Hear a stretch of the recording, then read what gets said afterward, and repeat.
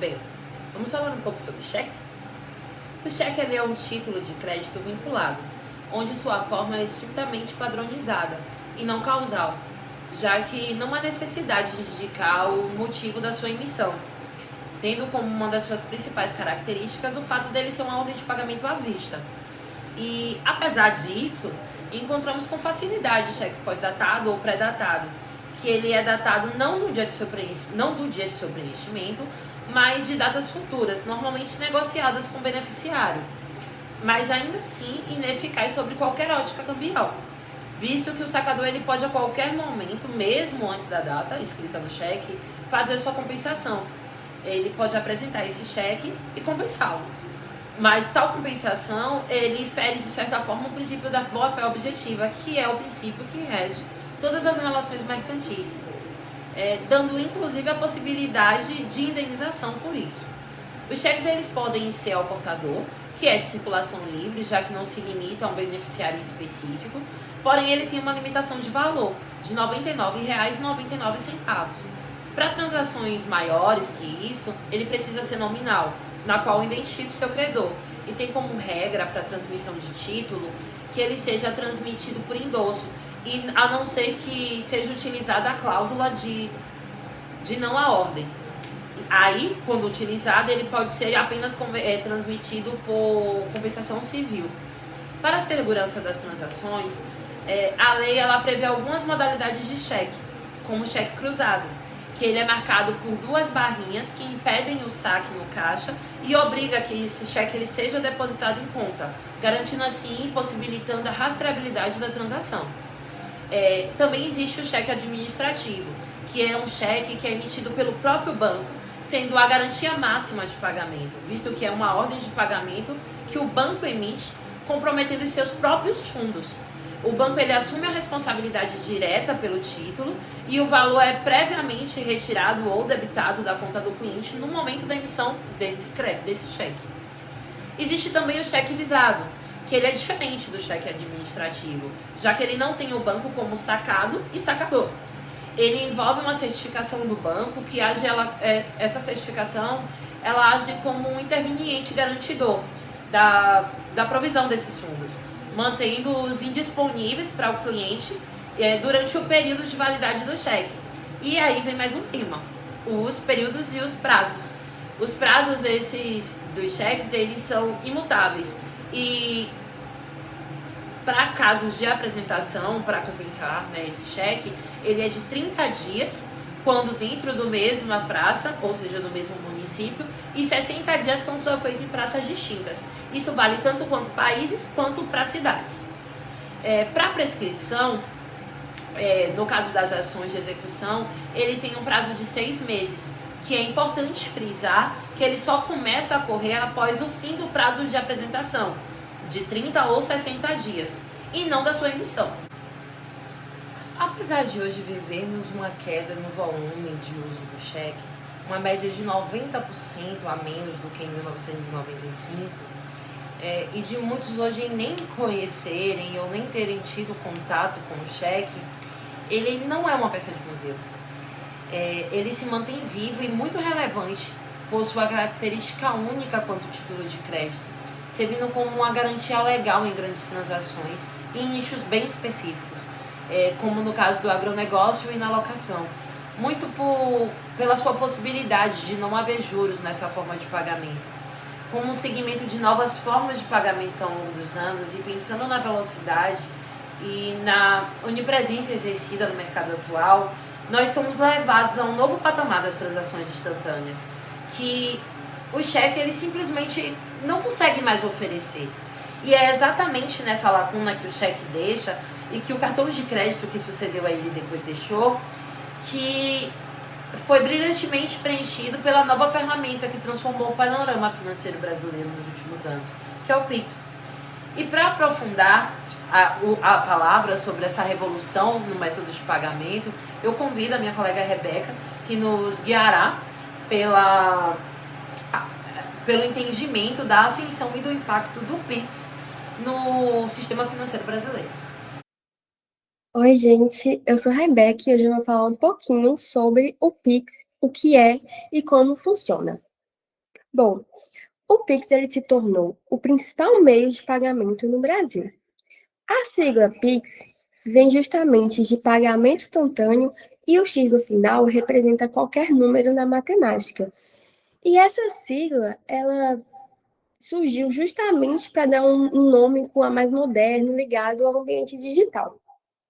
O Pix ele foi desenvolvido pelo Banco Central do Brasil, que é a nossa instituição responsável por regulamentar e fiscalizar o sistema financeiro. E a proposta era justamente criar um meio de transferência e pagamento que fosse mais ágil, acessível, seguro, simples e de baixo custo. E deu muito certo, porque desde os primeiros meses a adesão dos brasileiros foi enorme. Bom, antes do Pix, as transferências bancárias elas dependiam principalmente do DOC e da TED. O DOC ele demorava para cair na conta, geralmente só caía no dia seguinte e tinha um limite de valor. Já a TED, ela era até mais rápida, mas ela só podia ser feita dentro do horário comercial e o dinheiro também aparecia só no próximo dia útil. E também, né, era muito comum usarem os boletos, que podiam levar dias até compensar. E com o Pix, esse cenário ele mudou radicalmente, né? Hoje em dia as transferências são instantâneas 24 horas por dia, 7 dias por semana. E o melhor, né, que é entre qualquer instituição financeira.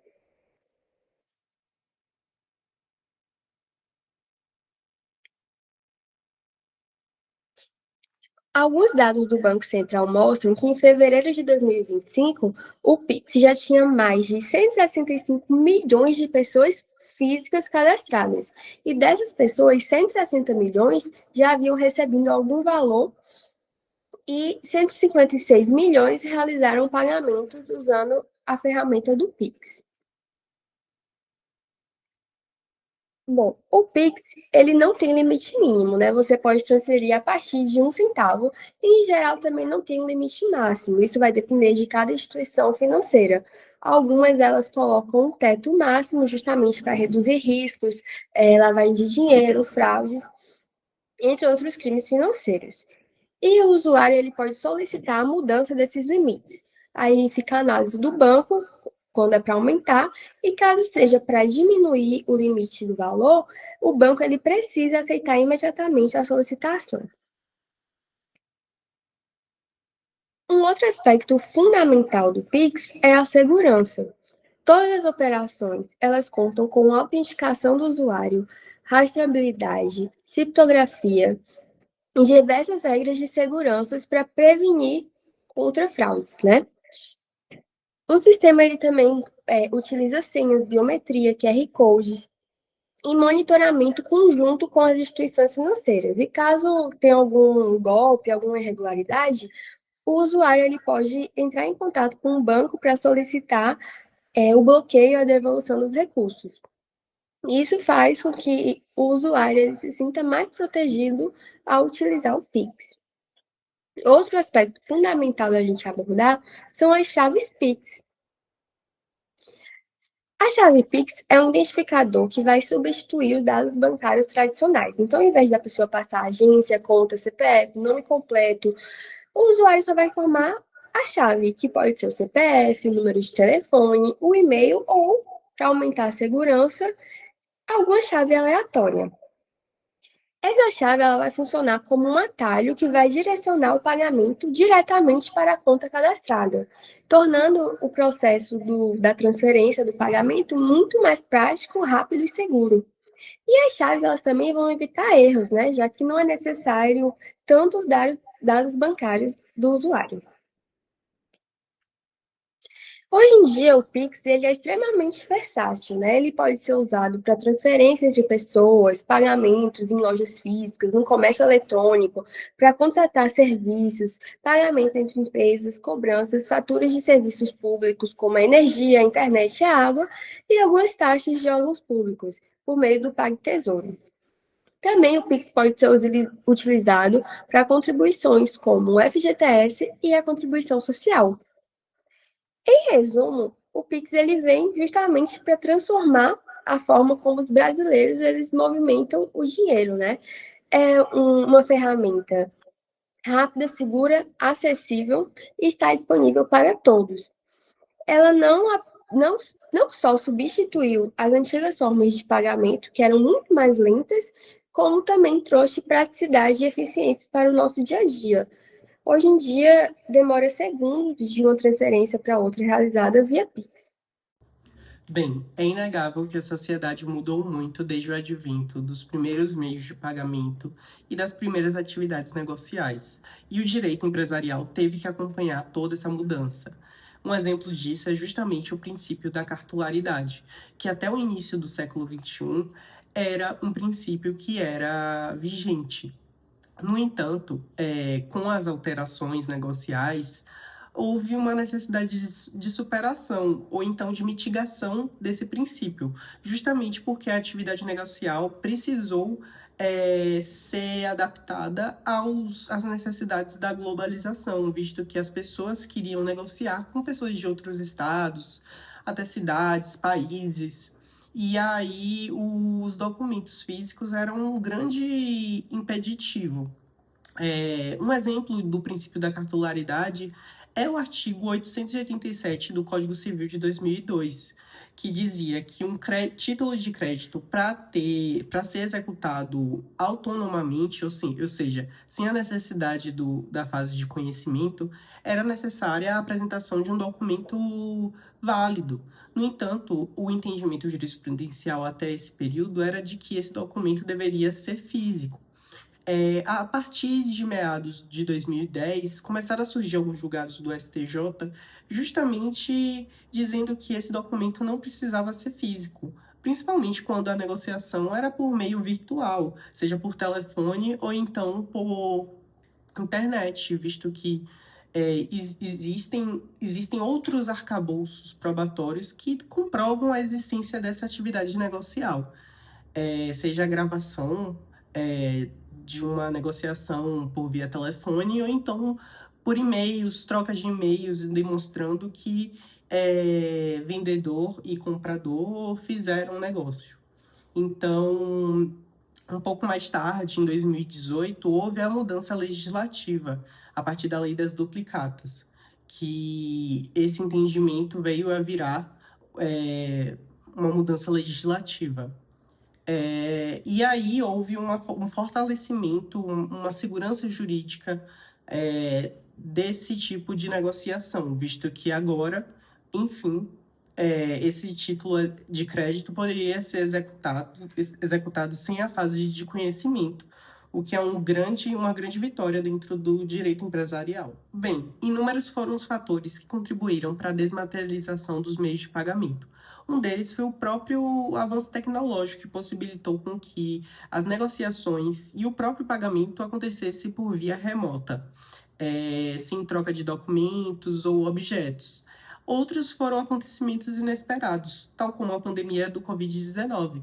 Dado o contexto de isolamento social, o negociante que quisesse manter o seu negócio tinha que se adaptar a esse contexto de isolamento social, sem troca de objetos e sem muito contato físico. Então, esse fator acabou sendo como um acelerador de tendências, visto que é meio que perceptível que esses avanços tecnológicos seriam alcançados em algum momento.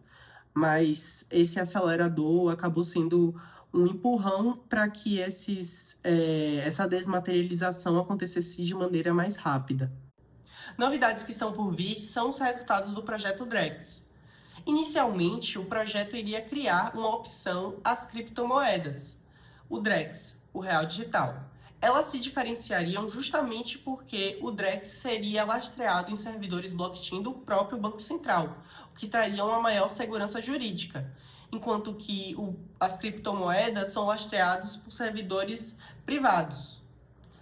No entanto, dado o alto custo da operação e por problemas de privacidade, o Banco Central optou por desistir de criar uma moeda virtual.